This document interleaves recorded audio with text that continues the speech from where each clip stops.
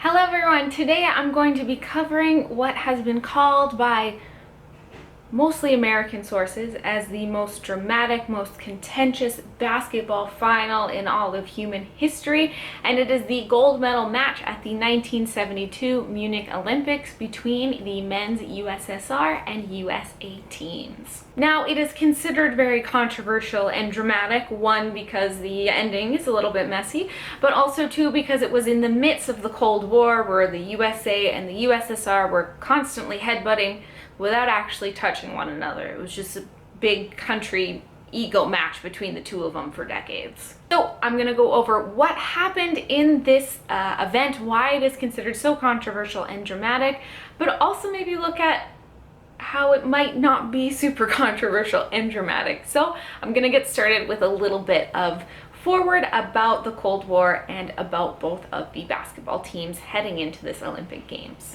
Now, setting the stage in the Cold War, the USSA and the USSR, as in the Soviet Union, I'll just say USSR because it's a little bit quicker and easier. Basically, these two countries were in the middle of the Cold War. They were racing to space. They were sponsoring armies in foreign countries to fight one another. They were threatening nuclear attacks. They were sending cigars with bombs in them. And all around, as I mentioned, butting heads without actually touching one another. And around this time, it was really the peak of the Cold War as well. Now, basketball was introduced to the Olympics at the 1936 Berlin Games. And from 1936 to 1968, the USA men's team won every single gold medal, as in 7 consecutive Olympic gold medals in men's basketball. They'd also won every single Olympic basketball game within those 7 Olympic tournaments. So their record was 36-0. Now, in those 7 championship events, they faced the USSR in 4 of them. So it wasn't uncommon to see the USA and the USSR compete for the Olympic gold medal. Basketball at this time was still amateur. The IOC was against professional athletes or athletes really making any form of money from competing at the Olympic Games. So there were no pro athletes. And because of this, the Americans' USA teams usually tended to be fresh out of college, high school, or played in the NCAA, which is the states' kind of collegiate tournament that's all amateur. So a lot of them were very young, and they very rarely played together for different Olympic Games, as those who went into the NCAA either went off into the NBA afterwards or they retired from basketball. As for the Soviet team, they were classified as workers or soldiers by the state, but were actually paid just to be athletes and to represent the USSR in international Olympic events or international sporting events. So they were essentially illegal professional players, but because they were all soldiers of the state, they were all classified as amateur.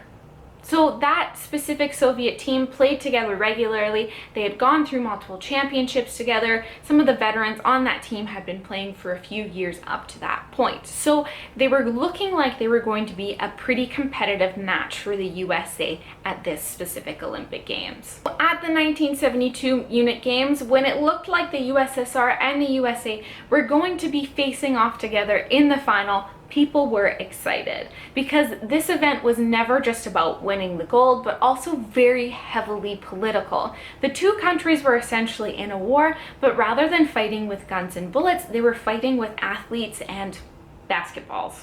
But as the Americans were so dominant in men's basketball, they figured it was going to be an easy win for them. Headed into the gold medal match, it was going to be exciting. It was a sold-out stadium. People were ready to go. People are ready to see the basketball event of the year. During the first half of the game, the Soviet Union had a consistent lead between usually 4 or 8 points throughout.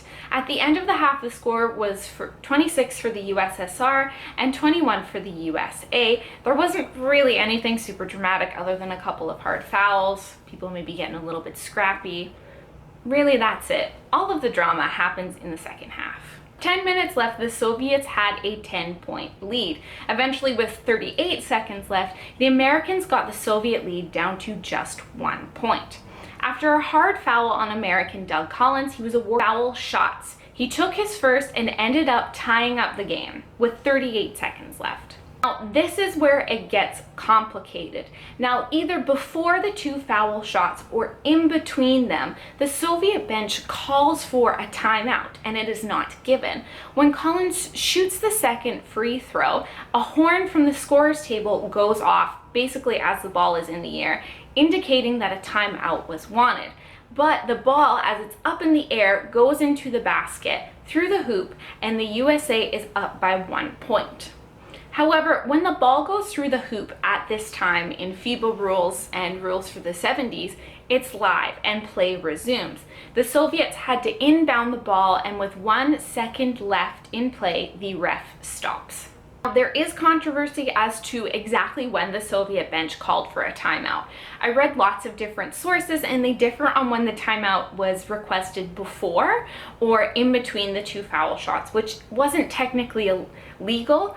A lot more of them said it was called beforehand, but it wasn't given. So it's a bit up in the air, but regardless, the Soviet bench had called for a timeout and it wasn't given. Now, because of this, the Soviet bench was in uproar as they had requested a timeout and it was not given. As the ref saw the mistake, he rolled back the game clock to the remaining 3 seconds and gave the Soviets the ball. However, they were still never given their actual timeout that they had called for. So play resumes, but by another ref who starts the game before the clock is officially set back to 3 seconds. With 1 second left, the Soviets inbound the ball, they miss the shot, and the game clock goes off. The USA team believe they have won, and the crowd floods the floor in celebration, and the teams start piling on top of each other. People start running around and hugging. At this time, anyone in the crowd could come down and also run on the floor and celebrate. There wasn't really any security.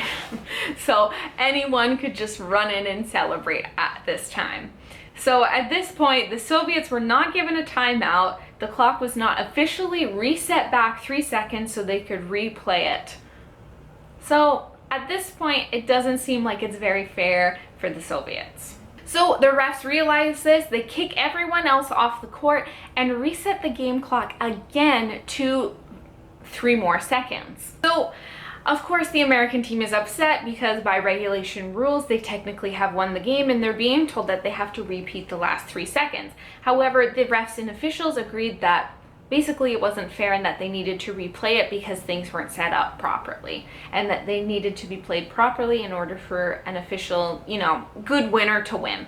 So the American team were actually threatening to protest and actually threatening to just completely walk off the floor. However, they were told basically that if they walked off the floor and didn't play the remaining 3 seconds, that they weren't going to be winning any medals and were going to be kicked out of the tournament and they would forfeit their gold medal, which then it would just go straight to the Soviets anyway. So they were kind of forced to stay and play the remaining 3 seconds. Now, for the last 3 seconds, the Soviets inbound the ball. They basically throw it across the floor. It's caught by Alexander Belov, kind of near their basket.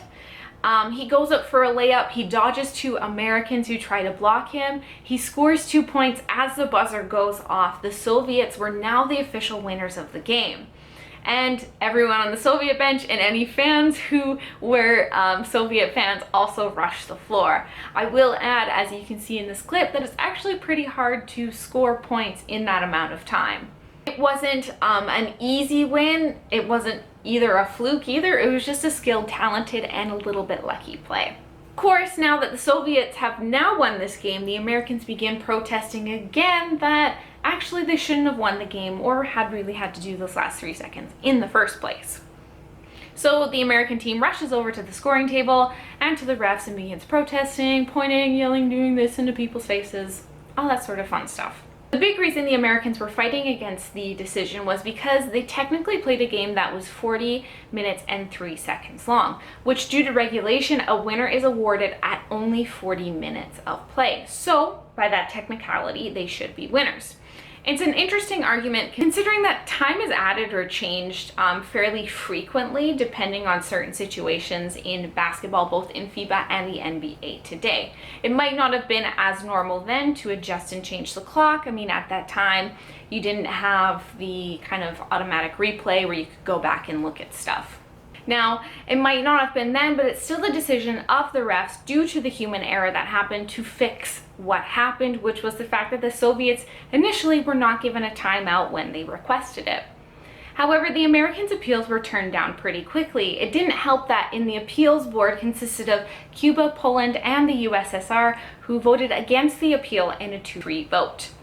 At that time, Cuba and Poland had a lot of relationships with the USSR and were maybe a little bit biased for that. Again, in another protest, the USA team refused to accept their silver medals at the medal ceremony, which are actually still sitting in a Swiss vault today.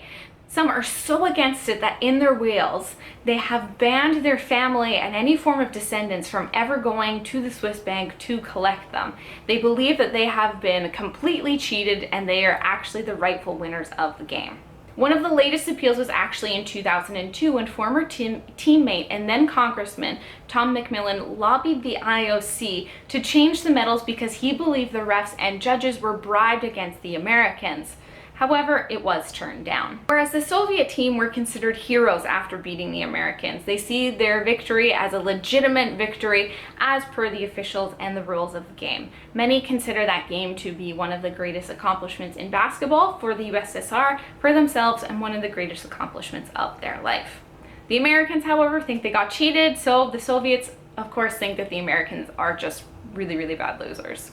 So in the aftermath of all of this, this basketball game is still considered one of the most contentious and dramatic sporting events ever due to its political tension and not so conventional ending.